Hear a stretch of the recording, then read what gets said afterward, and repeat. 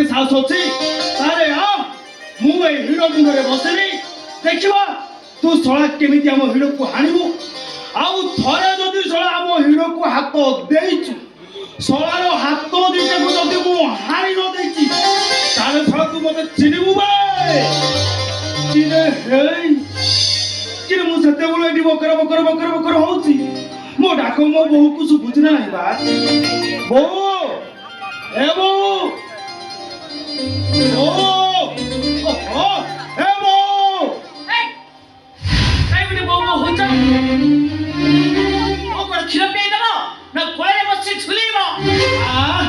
ମୋ ବୋଉ ମତେ ପେଟେ ପଖାଳ ଖୁଆଇଦବ ଆଉ ମନେ ନାହିଁ ମତେ ଏତେ ଖୁଆଇଦବ ଯେ ସନ୍ଧ୍ୟା ବେଳ ଯାଏ ଜମାରୁ ଭୋକ ହବନି ଏ ଶୁଣି ତମେ ଜାଣିଛ ସେ ସବୁ ସକଳା ପ୍ରଧାନ ନୁହଁ ଆମର ବିଲର ହିଡ଼କୁ ହାଣି ଦେଇଛି ଆଉ ସବୁଗୁଡା ପାଣି ଚାଲି ଯାଇ ବିଲଟା ପୁରା ଶୁଖି ଆମେଲା ହେଇଯାଇଛି ତମେ କହିଲ ଶୁଣି ଭାତ ହାଣ୍ଡି ବିଲଟା ଯଦି ଶୁଖି ଆମେଲା ହେଇଯିବ ଆମେ ବର୍ଷ ସାରା କଣ ଖାଇବା କହିଲ ଛାଡ଼ିବି ରେ ସେ ଶଳା ସପନା ପ୍ରଧାନକୁ ମୁଁ ଜମା ଛାଡ଼ିବି ଏବେ ଖାଇଦେଇକି ଯିବି ମୁଁ ଯାଇ ହିଡ଼ ମୁଣ୍ଡରେ ବସିବି ଦେଖିବି ସେ ଶଳା କେତେବେଳେ ଆସିବ ସକାଳ 6টাରେ ବିଲକୁ ବାହାରି ପଡୁଛ ରାତି 8ଟା ହେଲେ ଘରକୁ ଫେରୁଛ ବୋଉ ହାତରୁ କଂସାଇ ପଖାଳ ଗେମ୍ପି ଦେଇ ରାତି ସାରା ଘୁଙ୍ଗୁଳି ମାରୁଛ ଆଉ ମୁଁ ରାତି ସାରା ଉଚ୍ଚାକର ରହି ଆକାଶରୁ ତାରା ଗଣୁଛି ତାରା ମୋର କଣ ମନ ବୋଲି କିଛି ନାହିଁ କାହିଁ ତମେ ତ ହଉଛ ଘରର ବୋଉ ଘରର କୋଣେ ରହିବା କଥା କାହିଁ କେତେବେଳେ ତମ ମୁଣ୍ଡରେ ଓଢ଼ଣା ରହୁନି ବାଳକୁ ମେକୁଳା କରିଦଉଛ ଆଦୁଆର ତା ଦାଣ୍ଡ ତା ବାରି ବୁଲୁଛ ଆଉ ହାତ କଳା ହେଇଯିବ ବୋଲି ରୋଷେଇ କରିବାକୁ ଜମାରୁ ତମେ ଯାଉନି ଏ ବୟସରେ ମୋ ବୋଉ ବୁଢୀ ବୟସରେ ଆମ ସମସ୍ତଙ୍କୁ ରାନ୍ଧି ବାଢି ଖାଇବା ପିଇବା ପାଇଁ ଦଉଛି କାହିଁ କେତେବେଳେ ତମ ବାପାଙ୍କ ପାଦରେ ତେଲ ଟିକେ ମାରିଦେଲନି ମୁଁ ସାରା ଦିନ ସାରା ବିଲରେ ଖଟି ଖଟି ଆସୁଛି ମୋ ବାପାଙ୍କ ପାଦରେ ତେଲ ମାରି ବୋଉ ହେଇଛୁ ବୋଉ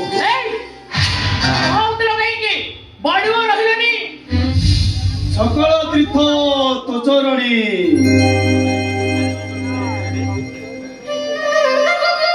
ପତ୍ରିକା ଯିବି ମୁଁ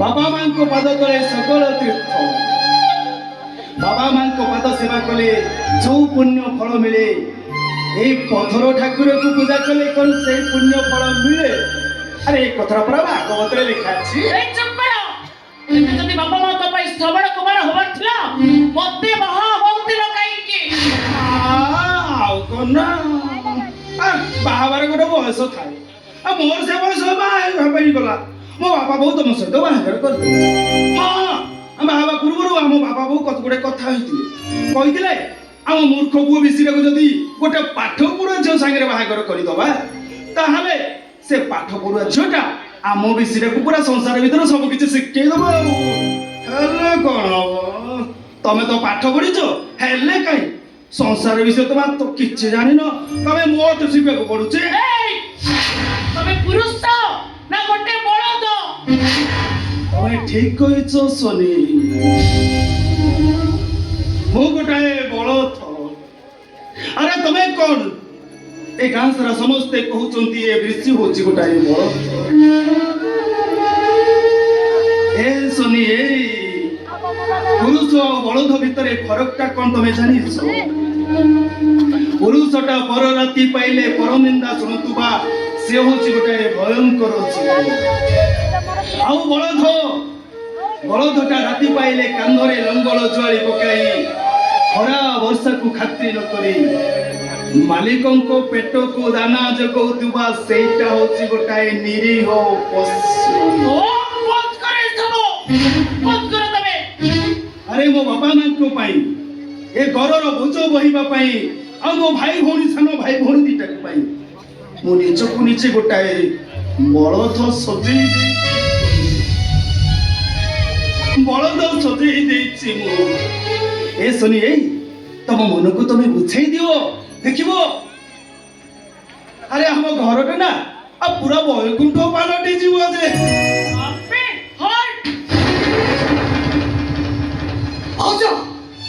আরে নিজকে কন্ট্রোল করো ভাউজ আরে নিজকে কন্ট্রোল করো আরে বেশি ভাই ভালো হলে কি তা শুয়া হলে সি হচ্ছে তোমার স্বামী স্বামী তম ভাই গোটে স্বামী ন সে গোটে পুরুষ বিল পচার বিকি পচার মাছ রাতে ঠাରୁ ଆଜି ପର୍ଯ୍ୟନ୍ତ ତମ ଭାଇ ମତେ ଦେଇଛନ୍ତି କ'ଣ ସେତେବେଳେ ଦେଖିବ ବାପା ମା ଭାଇ ଭଉଣୀ ସେମାନେ କେମିତି ଭଲରେ ବଞ୍ଚିବେ ସେମାନେ କେମିତି ଭଲରେ ଖାଇବେ ସବୁବେଳେ ଖାଲି ତମ ଭାଇଙ୍କର ସେଇ ଚିନ୍ତା ମୋ କଥା ତାଙ୍କ ମନରେ ନାହିଁ ରାତି ସାରା ଉଜାଗର ରହି ଆକାଶର ତାରା ଗଣୁଛି ତାରା ମୋର କ'ଣ ମନ ବୋଲି କିଛି ନାହିଁ ଭାଇ ମୁଁ ଏସବୁ କଣ ଶୁଣୁଛି ଭାଇ ଆରେ କୁହ ଭାଇ ଆରେ କୁହ କଣ ଆଉ କହିଲି ରେ ବିକି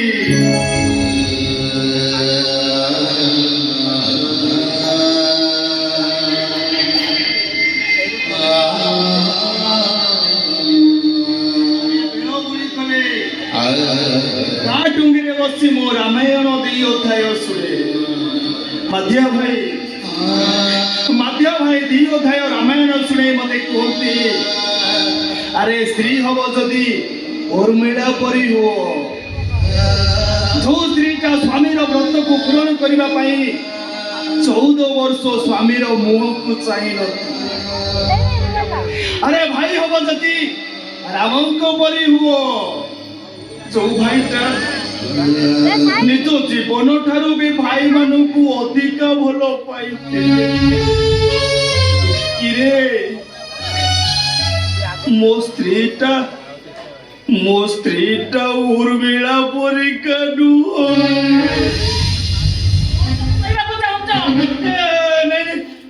ନାଇଁ ମୁଁ କିଛି କହିବାକୁ ଚାହୁଁନି ତମରି କଥାରେ ମୁଁ ଗୋଟେ ବଳଦ ମୋ ବାପା ମାଙ୍କ ଘରର ବୋଝ ବୋହିବା ପାଇଁ ମୋ ଭାଇ ଭଉଣୀଟା ପାଇଁ ମୁଁ ନିଜକୁ ନିଜେ ଗୋଟେ ବଳଦ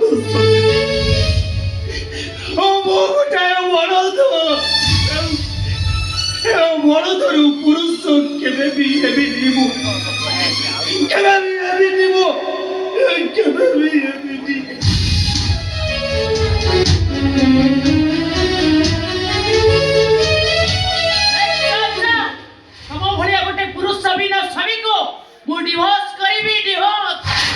ଭାଉଜ ଆରେ ତମ ମନକୁ ତମେ ବୁଝେଇ ଦିଅ ଭାଉଜ ଆରେ ବିଶି ଭାଇ ଏ ମଡର୍ଣ୍ଣ ଯୁଗର ସମୀକ୍ଷା ରହିପାରିବ ସଦା କିନ୍ତୁ ସେ ଜଣେ ସରଳ ନିଷ୍ପତ୍ତ ମଣିଷ ଠିକ ଦେଖିବ ସବୁ ଠିକ ହେଇଯିବ ଭାଉଜ ଦେଖିବ ସବୁ ପରିବର୍ତ୍ତନ ହେଇଯିବ ପରିବର୍ତ୍ତନ ଦୁନିଆର ଦୃଶ୍ୟ ଦେଖିବା ପାଇଁ ମୋ ପାଖରେ ଆଉ ଟିକେ ହେଲେ ବି ଧୈର୍ଯ୍ୟ ନାହିଁ ଆଜିକା ଡେଟରେ ମୋର ଗୋଟେ ଅପଡେଟ୍ ଛବି ଦରକାର ରାତି ହେଲେ ମୋ ଦେହରେ ନିଆଁ ଲାଗି ଯାଉଛି ମୋ ନିଜକୁ ମୁଁ କଣ୍ଟ୍ରୋଲ କରିପାରୁନି ଏମିତି ଗୋଟେ ପୁରୁଷ ବିନା ବଳଦ ପାଖରେ ମୁଁ କେତେ ଦିନ ଛଟପଟ ହେଇ ରହିବି ଏମିତି ସାରା ଜୀବନ ଛଟପଟ ହେଇ ରହିବା ଅପେକ୍ଷା ବେଟର ହବ ମୁଁ ସୁଇସାଇଡ କରିଦେବି ଆତ୍ମହତ୍ୟା ମହାପାପ ଭାଉଜ ତାହେଲେ ପୁଣ୍ୟ ଫଳଟା କ'ଣ ତମେ କହୁନ ଆରେ ଭାଉଜ ତମ ମନକୁ ତମେ ବୁଝେଇ ଦିଅ ଭାଉଜ ଦେଖିବ ସବୁ ପରିବର୍ତ୍ତନ ହେଇଯିବ ହେ ବିକି କେବଳ ତମେ ଚାହିଁଲେ ମୋ ମନକୁ ବୁଝେଇ ପାରିବ ଭାଉଜ ମୁଁ ପାରିବି ଭାଉଜ ମୁଁ ପାରିବି ତତଲା ମାଟିର ଶସ୍ୟକୁ ଯେମିତି ଆକାଶର ବର୍ଷା ଭିଜେଇ ଠିକ୍ ସେମିତି ସୋନାକ୍ଷୀର ଶୋଷିଲା ମନର ଶସ୍ୟକୁ ତମେ କ'ଣ ବୁଝେଇ ପାରିବନି ଓ ବିକି ଆରେ କୁହ ଭାଉଜ ଭୁଲ ହେଇଯିବ ଭାଉଜ ଭୁଲ ହେଇଯିବ ମୁଁ କ'ଣ ତମର ପସନ୍ଦ ନୁହେଁ ଭାଉଜ କଥା କଣ କି ତମେ ମୋର ପସନ୍ଦ ହେଲେ ଏ ବିକି ହେଲେ କିନ୍ତୁ ପ୍ରଶ୍ନବାଚୀର ଶବ୍ଦକୁ ଭୁଲିଛ ସୋନାକ୍ଷୀର ଅଲେଖା କାଗଜରେ ତମେ ଲେଖିଦିଅ ପ୍ରେମର 2.5 ଅକ୍ଷର ଆସ ବିକି ନାଇଁ ଭାଉଜ ଧରି ବାପା ମୋ ଭାଇ ସମସ୍ତ ଅଛନ୍ତି ଯଦି କାଲି କିଏ ଦେଖିଦବ ମୁଁ ପାରିବି ତାହେଲେ ତମେ କ'ଣ ମତେ ଛାଡ଼ିଦବ ନାଇଁ ଭାଉଜ ମୋର ବି ତମକୁ ଛାଡ଼ିବାକୁ ଇଚ୍ଛା ହଉନି ଆଉ ଇଚ୍ଛା ହଉଛି ତମକୁ କୋଉ ନିରୋଳା ଜାଗାକୁ ନେଇଯିବା ଆଉ ସେ ନିରୋଳା ଜାଗାରେ କେବଳ ତମେ ଆଉ ମୁଁ ଥିବି ମୋର ବି ଠିକ୍ ସେ ଇଚ୍ଛା ହଉଛି ହେଲେ ବିକି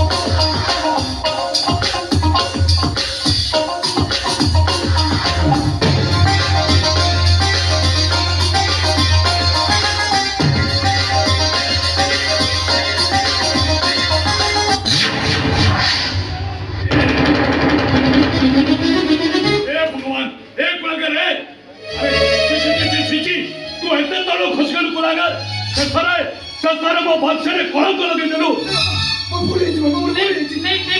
ବିକିକାର କିଛି ଦୋଷ ନାହିଁ ବାବା ତାଙ୍କର କିଛି ଦୋଷ ନାହିଁ କାହାର ଦୋଷ ଆରେ ତମେ ଦିଟା ଏତେ ତ କର୍ତ୍ତବ୍ୟ ସ୍ଥଳକୁ ଖସି ଯିବା ପୂର୍ବରୁ ଥରୁଟିଏ ମୋ ପୁଅ ବିଶି କଥା ଚିନ୍ତା କଲନି ଆରେ ଏ ବିକେ ଆରେ ଯୋଉ ଭାଇଟା ତୋ ପାଇଁ ତା ଜୀବନକୁ ବଳି ପକେଇ ସାରିଲାଣି ଶେଷରେ ତୁ ତା ସହିତ ବିଶ୍ୱାସଘାତ କଲୁ ତା ସ୍ତ୍ରୀ ସହିତ ତୁ ମାରିଦେବି ନଥାଏ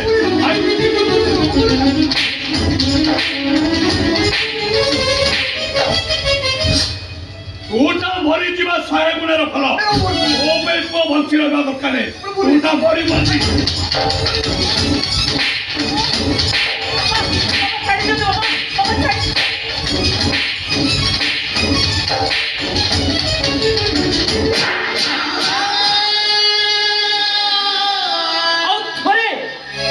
ଆଉ ଥରେ ଯଦି ମୋ ବିକିଙ୍କ ଉପରକୁ ହାତ ଉଠେଇବ ମୁଁ ଭୁଲି ଯିବି ତବେ ମୋ ଶ୍ୱଶୁର ତମ ଶ୍ୱଶୁର ବଢିଆକୁ ମଟିରେ ମିଶାଇ ଦେବି ସିଧା ଜୋତାରେ ପିଟିବି ଜୋତାରେ ମୋ ସନି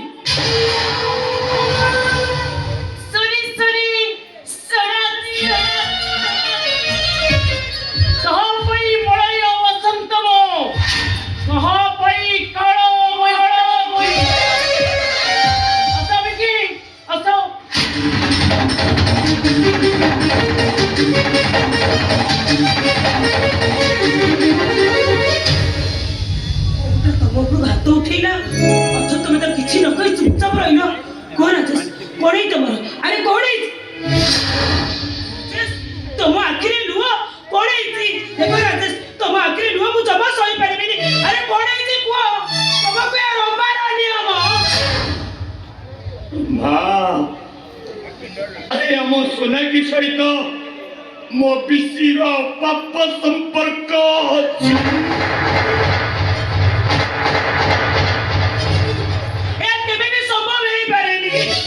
ସାରିଛି ରମ୍ଭା ହେଇ ସାରିଛି ମୋ ପୁଅ ବିଶିର ସରଳ ପଡ଼ିଆର ସୁଯୋଗ ନେଇ ଏମାନେ ଏତେ ବାଟକୁ ଆଗେଇ ଯାଇଛନ୍ତି ଯେ ସେମାନେ ଚାହିଁଲେ ପଛକୁ ଫେରି ପାରିବେ ରମ୍ଭା ଫେରି ପାରିବନି नहीं ସେମାନଙ୍କୁ ପଛକୁ ଫେରିବାକୁ ହବ ତାଙ୍କର ବିଶିର ଯୋଉ କଷ୍ଟ ହବ ସେ ଜମା ସହି ପାରିବନି ଏମାନଙ୍କୁ ତମେ ବୁଝାଇ ଦିଅ ଟିକେ अरे केमिति बुझेबी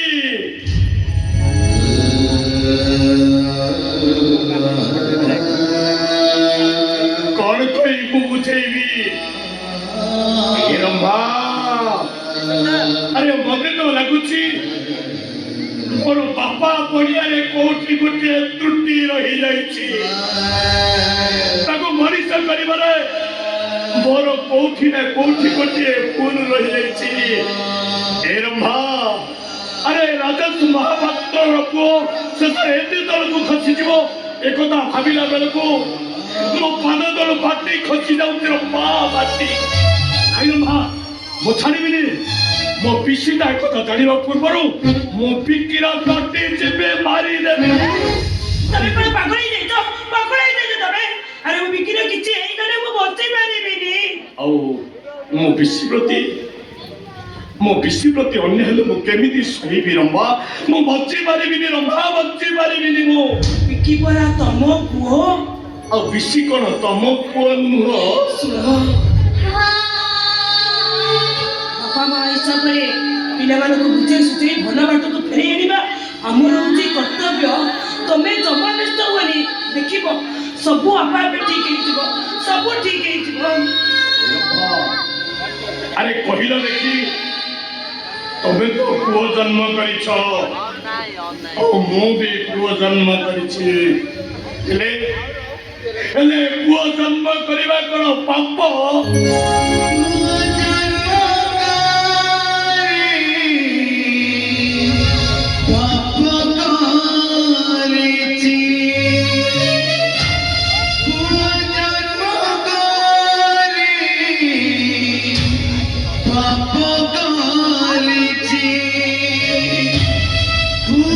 जन्म करे पाप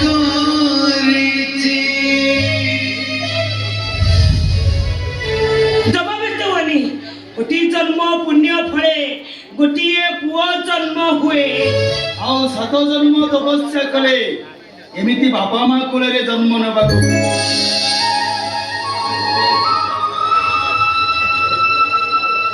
ମୋ ବୋଉ ମୋ ପାଇଁ ଦେବୀ ଆଉ ମୋ ବାପା ମୋ ପାଇଁ ଠାକୁର। ମୋ ବାପା ବୋଉଙ୍କୁ ପତରର ଆଘାତ ଲାଗିଲେ ଏ ବ୍ରିସି ଛାତି ଉପରେ ଯେମିତି ପଥରର ଆଘାତ ଲାଗେ। ଓ ବାପା କଣ ହେଇଛି ତମର? ଏବୁ ଆଲୋ କଣ ହେଇଛି? ଏଇ କଣ ହେଇଛି ମତେ କହ, କଣ ହେଇଛି? ଆରେ ଆମର କାଇଁ କଣ ହବ? ତୋ ଭଳି ପୁଅ ଆମ ପାଖରେ ଥାଉ ଥାଉ ଆମକୁ କାଇଁ କିଏ କଷ୍ଟ ଦେବ? ତୁ ମିଛ କଥା କହୁଛୁ। ମୁଁ ଟିକେ ପୂର୍ବରୁ ଦେଖିଛି ଆଉ ଶୁଣିଛି ତମେ ଦି ଜଣ ଯାକ କାନ୍ଦୁଥିଲ। କଣ ହେଇଛି ବାପା କଣ ଆରେ ବିଷୟ ନାହିଁ। ଏ ବିଷୟ ଆରେ ତୋ ଭଳି ପୁଅ ଯୋଉ ବାପା ମା ରଖିବ ସେ ବାପା ମାଙ୍କ ଆଖିରେ ଲୁହ ଆସିବାକୁ ଲୁହ ବି ଟାଣିବରେ। ଏ ବାପା ବିଷୟ ମୁଁ ତତେ ଗୋଟେ କଥା କହିବି, ତୁ ମୋ କଥା ରଖିବୁ। କି କଥା କହୁଛ ବାପା? ତମେ ପରା ମୋ ପାଇଁ ଚଳନ୍ତି ଜଗନ୍ନାଥ। ତମ କଥା ରଖିବି କିନ୍ତୁ ମୁଁ ଆଉ କାହା କଥା ରଖିବି? କୁହ ବାପା, ଆରେ କଣ କହିବାକୁ ଚାହୁଁଛ ମତେ କହୁନ? ବିଷୟ ତୁ ଗୋଟେ କାମ କର।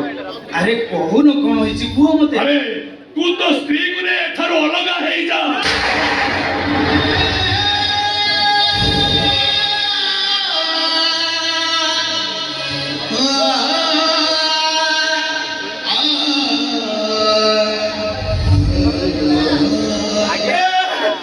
ବାପା ତମେ ଏମିତି କଣ କହୁଛ? ଏ ବୋଉ ବୋଉ ଦେଖିଲୁ ବାପା କେମିତି କଣ କହୁଛନ୍ତି? ଏ ବୋଉ କଣ? ଆରେ ତୋ ବାପା ଠିକ କହୁଛନ୍ତି ରେ। ତୋ ସ୍ତ୍ରୀ କି ରେ ଆମଠାରୁ ଅଲଗା ହେଇଯା। ଆରେ ଶେଷରେ କହିବା ଏ ବିଷୟ ଆରେ ବାପା ମାଙ୍କ ଅପେକ୍ଷା ଓ ସଂସାର ତୋ ପାଇଁ ବହୁତ ବଡ ରେ, ବହୁତ ବଡ। ବାପା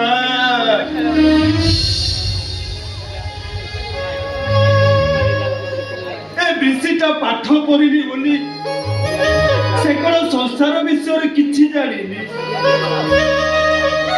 ଗଛ ସୁନ୍ଦର ଦିଶେ, ଗଛରେ ଡାଳ ଥିଲେ। ସଂସାର ସୁନ୍ଦର ଦିଶେ, ସଂସାର ଭିତରେ ବାପା ଆଉ ମା। ସେ ଡାଳଟା ସୁନ୍ଦର ଦିଶେ, ସେ ଡାଳରେ ଫୁଲ ଆଉ ପତ୍ର କହଳି। ଆଉ ମନ୍ଦିର ସୁନ୍ଦର ଦିଶେ, ମନ୍ଦିର ଭିତରେ ଠାକୁର ଆଉ ଠାକୁରାଣୀ ଥିଲେ। ଆଉ ସଂସାର ସୁନ୍ଦର ଦିଶେ, ସଂସାର ଭିତରେ ଭାଇ ଆଉ ଭଉଣୀ ଥିଲେ। ତମେ ଦିଟା ତ ମୋ ପାଇଁ ଠାକୁର ଠାକୁରାଣୀ, ଆଉ ମୋ ଭାଇ ଭଉଣୀ ଦିଟା ମୋ ପାଇଁ ସେମାନେ ମନ୍ଦିର। ମୋ ଠାକୁର ଠାକୁରାଣୀ ଆଉ ମୋ ମନ୍ଦିରକୁ ମୁଁ ଛାଡି କୁଆଡେ ଯିବି? ମୋ କୁଆଡେ ଯିବି? ମୋ କୁଆଡେ ଯିବି? କୁଆଡେ ଯିବି?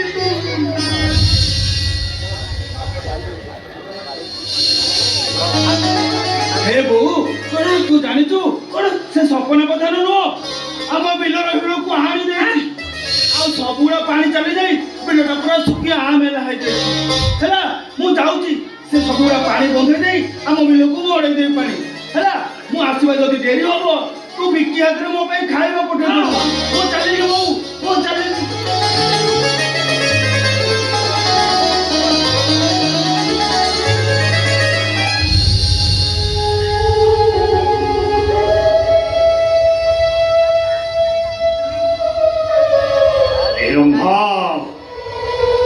আরে ମୋ ପିସିଟା କଷ୍ଟ ପାଇଲେ ମୁଁ ସହିପାରିବିନି ରମ୍ଭା, ସହିପାରିବିନି ମୁଁ। ପିସିକୁ ତମର ଏତେ ଭଲ ପାଇବାର ନଥିଲା। ଆଉ ବିକିକି ବି ତମର ଏତେ ଭଲ ପାଇବାର ନଥିଲା। ବୟସ ବଢିବା ସଙ୍ଗେ ସଙ୍ଗେ ଭଲ ପାଇବା ବଢେ ରାଜେଶ। ସମୟ ଆମକାରୀ ଏମିତି ଗୋଟେ ସଫଳ ଅବସ୍ଥାରେ ଉଠି ଦେଇଛି ଯେ ତମେ ଦେଖିବ ରାଜେଶ, ତମେ ଦେଖିବ ସବୁ ଆପେ ଠିକ ହେଇଯିବ, ଠିକ ହେଇଯିବ ସବୁ। କହିଲେ ରମ୍ଭା, ଆରେ ମୁଁ କଣ ପୁଅ ଜନ୍ମ କରି ସତରେ ପାପ କରି?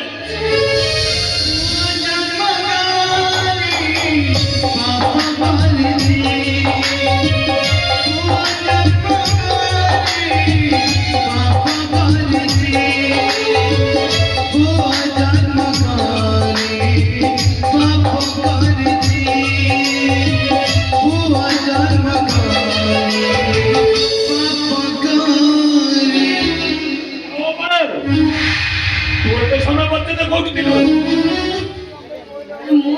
ଆରେ ମୁଁ ପଚାରୁଛି ପରା, ତୁ ଏତେ ସମୟ ପର୍ଯ୍ୟନ୍ତ କୋଉଠି ଥିଲୁ? ତୋ ବାପା କଣ ପଚାରୁଛନ୍ତି ପରା? ତୋ ବାପାଙ୍କ ପ୍ରଶ୍ନ ଉତ୍ତର ଦଉନ। ମୋ ସାଙ୍ଗ ସମ୍ପର୍କ, ତାଙ୍କ ସହିତ ମୁଁ ଲାଇବ୍ରେରୀ ଯାଇଥିଲି। ସମ୍ପର୍କ? ସମ୍ପର୍କ ତ କ୍ଲାସମେଟ ନା ଆଉ କିଛି? ସେ ମୋ କ୍ଲାସମେଟ, କିନ୍ତୁ କିନ୍ତୁ କିନ୍ତୁ ମୁଁ ତାକୁ ଭଲ ପାଏ। କଣ ତା ପରିଚୟ? ସେ ଜଣେ ବ୍ରିଲିଆଣ୍ଟ ଷ୍ଟୁଡେଣ୍ଟ। ତା ଛଡା ତାଙ୍କ ମେଣ୍ଟାଲିଟି ଆଉ ମୋ ମେଣ୍ଟାଲିଟି ପୁରାପୁରି ଏକାପରି। ଆମେ ପରସ୍ପରକୁ ଭଲ ବୁଝିପାରୁ। ଆଚ୍ଛା, ବାବା କିଏ? କଣ କରନ୍ତି ତା ବାପା? ତାଙ୍କ ବାପାଙ୍କର 5-5ଟା ଫ୍ୟାକ୍ଟ୍ରି, 5-5ଟା ହୋଟେଲ। ଜାତି ସିନା ଛୋଟ, ହେଲେ ତାଙ୍କ ଚିନ୍ତାଧାରା ବହୁତ ଉପରେ। ହେଲେ କଣ ତା ବାପା ନା? କଣ ତାଙ୍କ ଜାତି? ତାଙ୍କ ଜାତି କଣ? ଜାତି ହଉଛି କେଳା। ଆଉ ତାଙ୍କ ବାପାଙ୍କ ନାଁ କଣ? ଦିନା ସବାଖିଆ।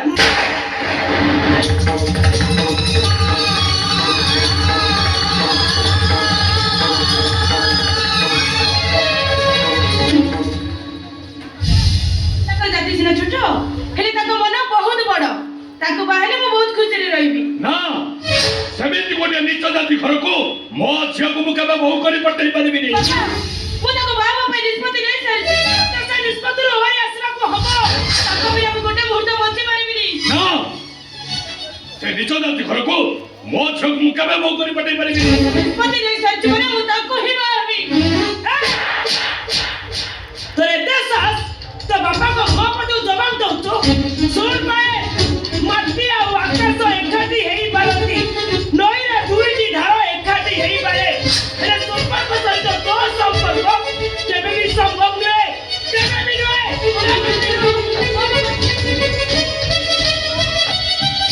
ଶୁଣ ପାୟଲ, ସାମାନ୍ୟ କ୍ଷତଟାକୁ ତୁ କ୍ୟାନ୍ସରରେ ପରିଣତ ହେବେ ନା। ଭୁଲି ଯା ତୁ ସେ ସମ୍ପର୍କକୁ। ନହେଲେ ଏ ଘରର ଦରଜା ସବୁଦିନ ପାଇଁ ତୋର ବନ୍ଦ ହେଇଯିବ। ଆଉ ମୁଁ ଭୁଲିଯିବି ତୁ ମୋ ଝିଅ ପାଇଥିଲୁ ବୋଲି।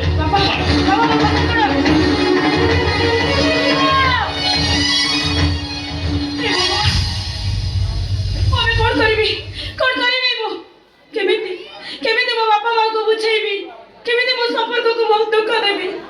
ମୁଁ ସିନା ମୋ ମନକୁ ବୁଝେଇ ଦେବି, ହେଲେ ମୋ ସମ୍ପର୍କ